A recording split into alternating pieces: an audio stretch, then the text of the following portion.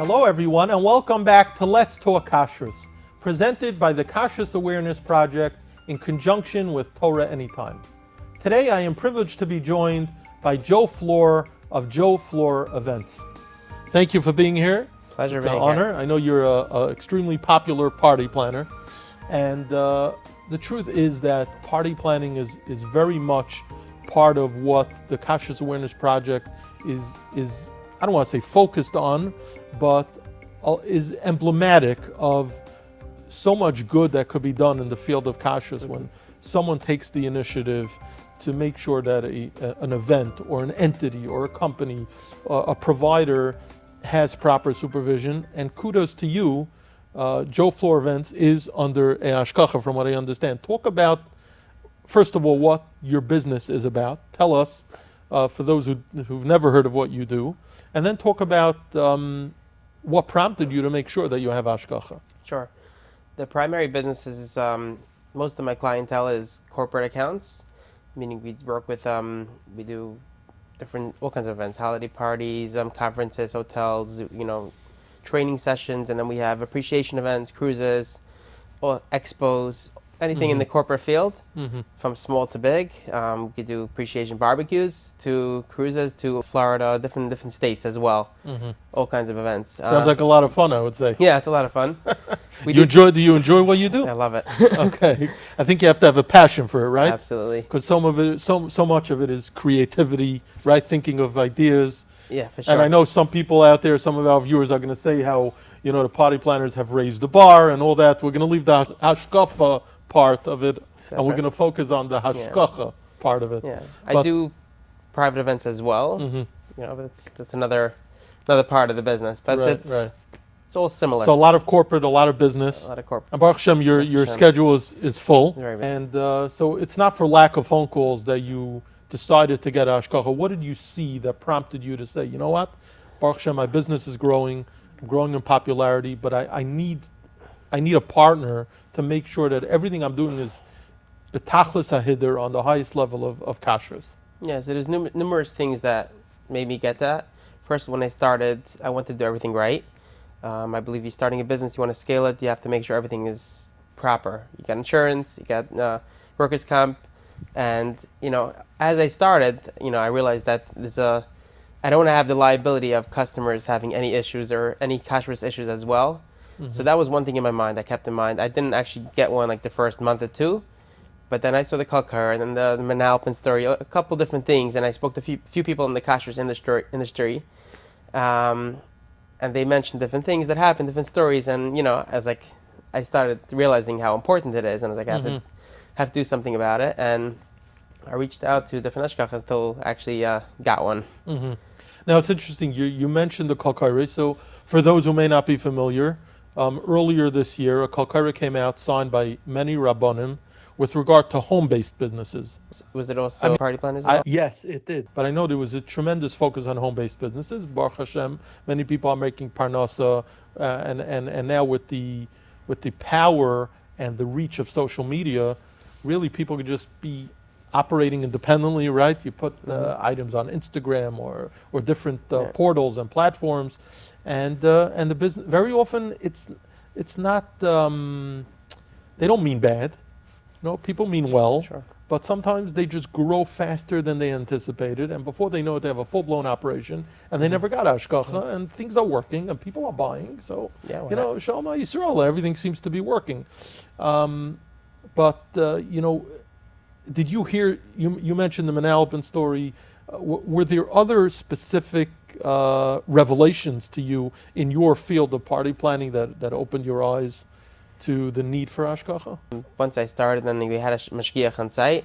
A lot of stories that happened that we avoided. I bring a lot of scenarios. I mean, we were doing a job in a non-Jewish venue, and the kitchen knows they're not allowed to use any of their kitchen stuff, their knives for cutting stuff, but the bar they didn't want to wait around until Mashgiach came, and they started cutting the lemons and stuff. Mashgiach showed up and made them throw it all out.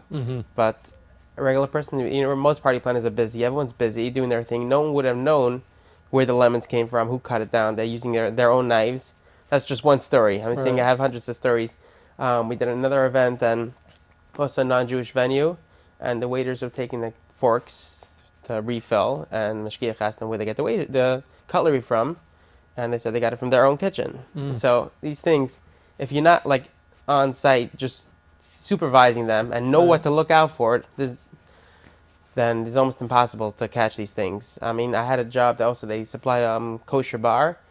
Mashgiach checked out the boxes, all the liquor before, and they realized the whole box was non-kosher liquor. And there's Nesach stories, people, the hosts bring the non-mevashel wines and they're serving it. So these stories happen almost every event.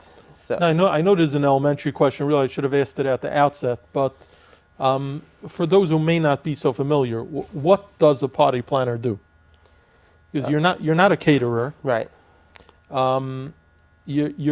Would you call a party planner a coordinator?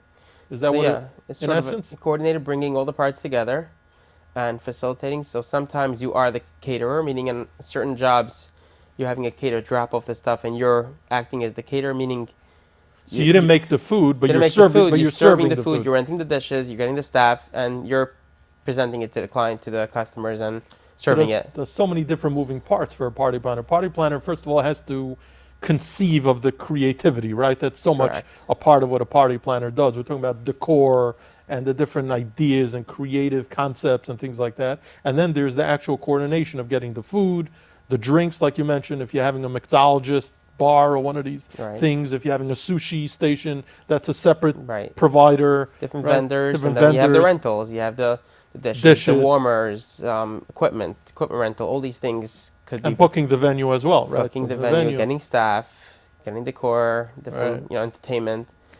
But yeah, there's a lot of So it's different a vendors. lot of different moving parts, and I imagine it's stressful, right? A lot of stress on your head, or do you not find it like that? It could be the day of. It's a lot of things happening at once. So sometimes till things fall into place, it could be very overwhelming. If that's when it's important to have other people overseeing, because you're not necessarily, you can't have the eyes everywhere. So if you have a mashgiach seeing, if you're in a place, you have a mashgiach overseeing what you're supposed to be overseeing, you can't necessarily. It's an interesting point you're bringing up, because it's almost like having a hashgacha is almost an extra pair of hands really helping you. For sure. Would you say that? Not so much that they're a nuisance, Well, sometimes they're really your allies. Yeah, sometimes they are helping out in the kitchen and managing them, Right. advising them what to do. Right. They're guiding the bar. They're guiding them which things are okay, which ones are not, how should it be done. So all these things Now, are I want to mention one other thing, which I think is reasonable to address, especially with startup businesses. People are rightfully concerned about their bottom line. They have a business that they're doing it to make money, and hashgacha costs money. Talk about that consideration when you decided, I need proper supervision, and I'm not going to worry about the financial part of it. Right. First of all, I think it adds a huge value to your business. Most of your customers will prefer to buy for you. You'll get a lot more customers because of it. The cost shouldn't be that expensive anyhow for most little businesses. I mean, everyone can inquire their Aksherim, but the Aksherim cost is not that high that's going to make a dent in the bucket. And you'll probably get more customers. I see tremendous bracha from it. It just, you do the right thing, then you always the best things always happen.